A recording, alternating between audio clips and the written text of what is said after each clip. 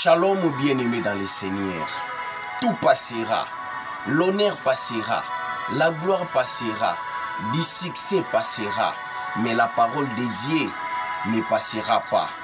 La parole de Dieu a pour rôle de nous édifier, de nous fortifier, de nous affermir. C'est ça notre thème d'aujourd'hui s'intitule « Pourquoi méditer la parole de Dieu ?» Bien-aimés dans le Seigneur, la parole de Dieu nous enseigne la maturité spirituelle. La parole de Dieu nous enseigne la foi. La parole de Dieu éclaire notre vie. La parole de Dieu nous révèle des choses cachées. C'est ça, je suis dans le livre de Josué, chapitre 1, le verset 8. La Bible dit ceci, que ce livre de la loi ne s'éloigne pas de ta bouche. Médite-les jour et nuit pour agir fidèlement selon ce qui est écrit.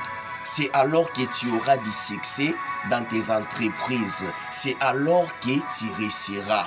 Pourquoi méditer la parole de Dieu? C'est pour réussir dans la vie. Pourquoi méditer la parole de Dieu? C'est pour avoir du succès. Pourquoi méditer la parole de Dieu? C'est pour être instruit. Bien-aimé dans le Seigneur, l'huile d'olive ne bénit pas. Du sel ne bénit pas.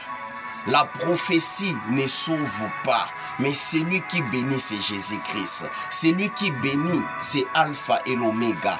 Attache-toi à la parole de Dieu. La Bible dit tous ceux qui disent Seigneur, Seigneur, et tous n'entreront pas dans le royaume des cieux. Aujourd'hui, nous voyons les cultes des anges, les pratiques des kabbales juifs.